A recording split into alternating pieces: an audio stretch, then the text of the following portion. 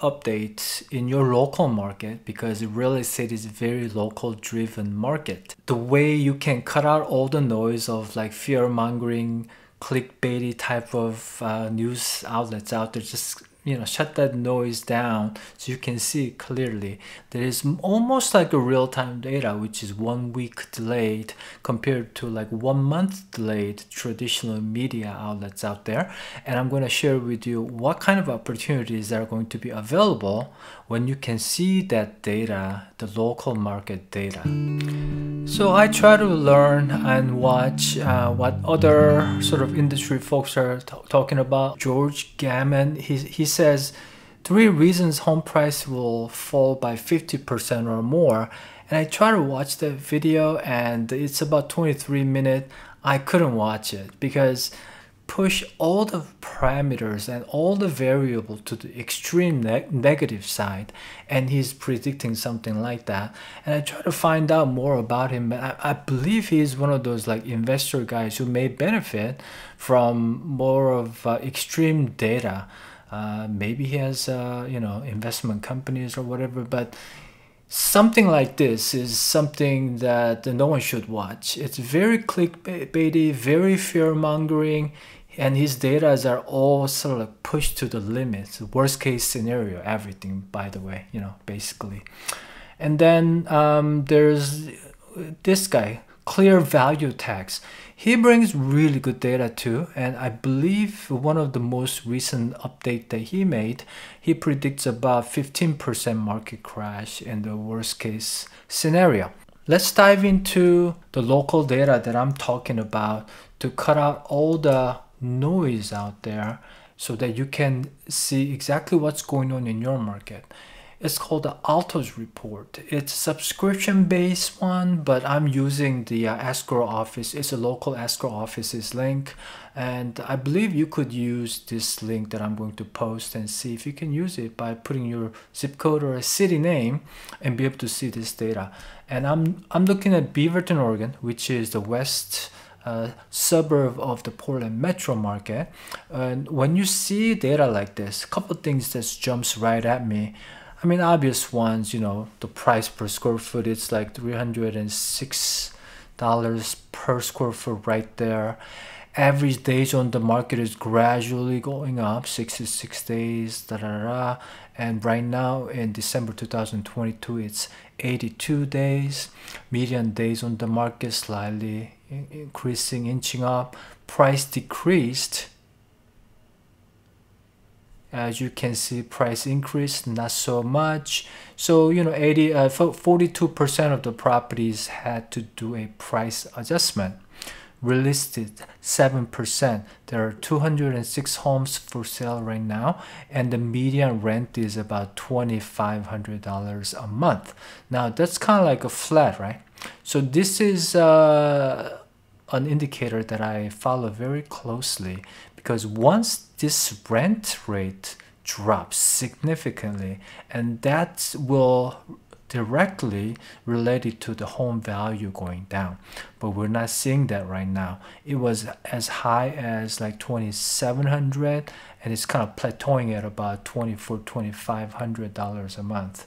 It says a slight seller's advantage. That's like the point of view of traditional 6 months, the inventory, the buyer market and seller market. That's not so important. It's sort of outdated data in the nowadays. But so when I look at data like this from like 2019 and then 2021, the things to note is that the real estate seasonality of the real estate market. Right before about Thanksgiving week, things slow down quite a bit, and then until about Christmas ending, the New Year, and then second week, third week of January, that's when the real estate start booming again. And so that is the seasonality that you see. But if you look at about 3-year mark, things to note is just gradual sort of healthy price appreciation is good.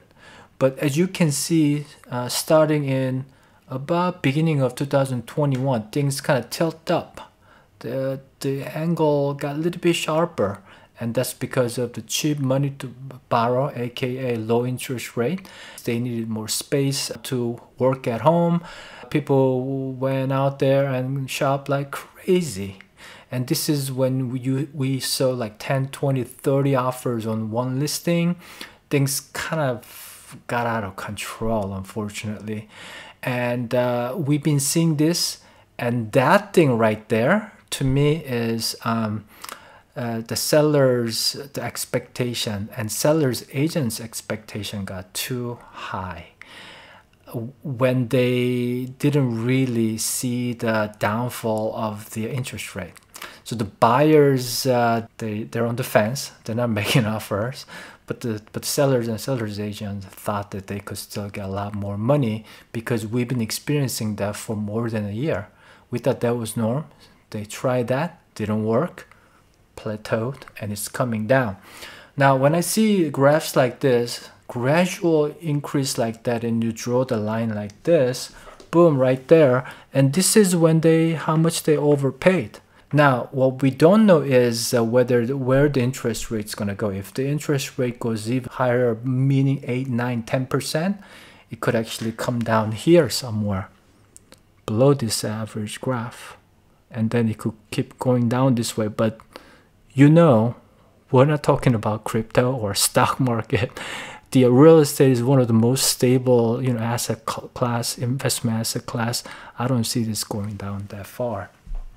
So this is a healthy micro adjustment in my opinion. So nothing to be concerned with, because we've been having like 20% annual appreciation type of thing. It's not healthy.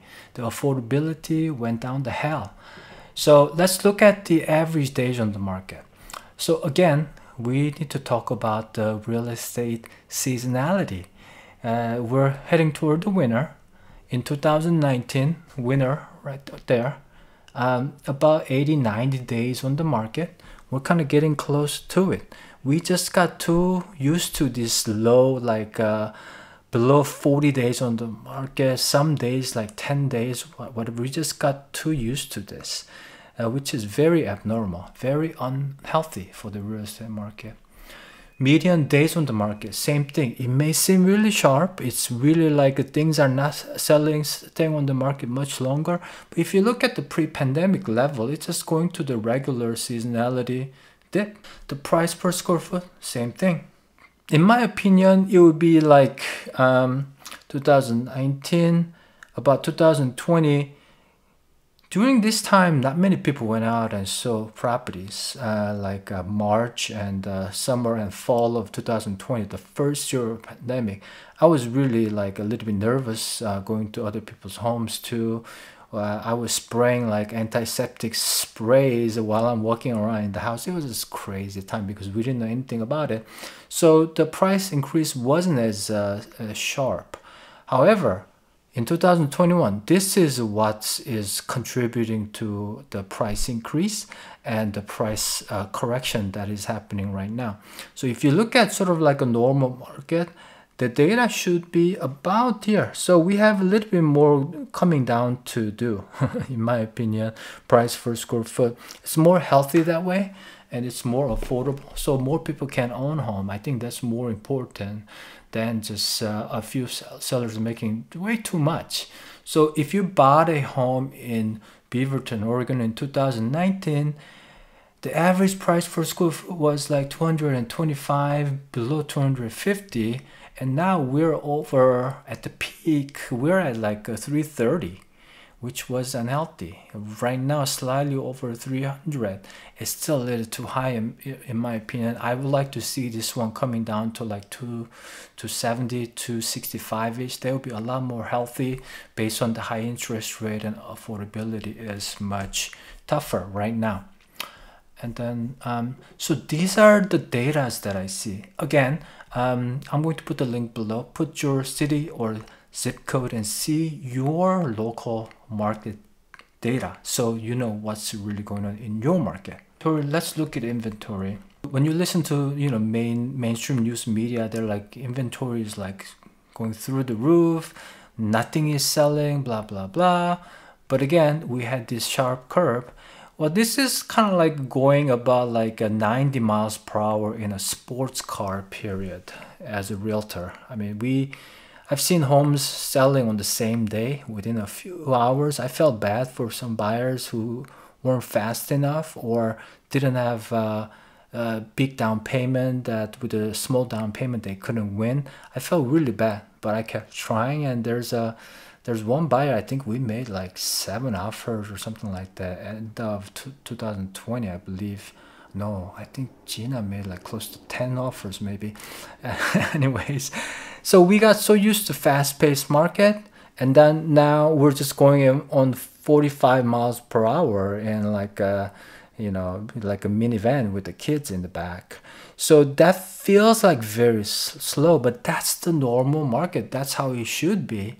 I'm not sure why I did that. It's kind of like rock and roll market. We had about 250 or 300 homes for sale, and it dropped, and then it's like things started selling really fast, but again it increased, the inventory increased, and then kind of coming down again because of some of the seasonality, and a lot of the homeowners are not putting the house on the market right now because of situation where they have really low mortgage payment right now. It doesn't make a lot of sense to go out and buy another home and pay almost the double of the interest rate. That's the other reason why we're not seeing that many inventories hitting the market, which again is sort of like compensating for the high interest rate, and the supply and demand is not going too out of balance. That's why the market crash isn't really going to come as some of those predict for like 50% or more. In some small market, it could happen. In some new market that had like 40% increase in the last 2 years, it could happen. But in the Portland metro market, I don't see that happening. The worst case scenario, the way I'm predicting, is more like maybe 15%. I don't see 20%, even 20%. It will be very, very unlikely. Hopefully this gives you sort of like a good weekly basis market data. So it's almost real time, not like a month or month and a half delayed data. So you know where the opportunities are. Now, for the buyers right now, I would just continuously look for the right property, and when you find the right property, make a little bit aggressive offer right now, because the sellers are motivated and they're willing to pay for the closing cost. That can be $10,000 or $20,000 depending on the price range, and then they're actually willing to negotiate down on the price too, because some sellers, especially the relocation, moving out of state, those sellers, they want to sell. They don't want to keep that as a rental or anything. They're already gone a lot of times. So the house is vacant going through the winter. They rather sell it as some loss than sitting through the market. And so there is that opportunity. The other opportunity that I see right now is the brand new home builders. They're giving pretty heavy, discounts. I've seen as much as 4, 5, 6% of the purchase price reduction or credit. I just saw an email about a brand new home builder offering like $40,000 credit. So $40,000 in a home buying process, it pays pretty much all the closing costs, and then you can pay down the rate. We call it the buy down rate, right? So you pay less on the interest rate to save you on the monthly payment. And then in some lenders, there's something called the sales concession. Some lenders will allow extra leftover credit go toward the principal of the loan, which I haven't seen until just now this year. So there's some good opportunities for very flexible loan programs, super motivated sellers who are giving a lot of credits and willing to negotiate more. So those are really things that I haven't seen in the last decade or more. And for the people who need to sell and buy, you're going to lose some on the selling side compared to your expectation about a year ago. That bus has left, that boat has left. So you just have to come to the more realistic point of view. Don't stay behind like 6 months of the market. Try to catch up your expectation to the current market. Look at data like that and be reasonable on the listing price. Otherwise, your property is not going to sell or you're not going to even get showings. So be reasonable. So you're going to lose some than your expectation. But at the same time, when you buy your next property, you can be a lot more aggressive and get a better deal.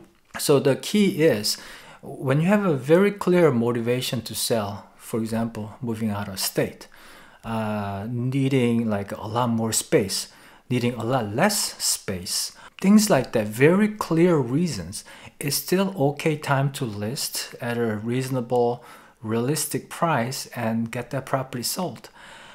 I made a few offers in the last about 3 weeks. Two of them had multiple offer situation. It wasn't like crazy like 20 offers, but we had to beat another offer. So the two offers were competing. One was cash. We ended up actually beating that one. But you can still get the multiple offer sort of thing as a seller. Again, as a buyer too, don't be surprised even in the current market when you have to beat another offer.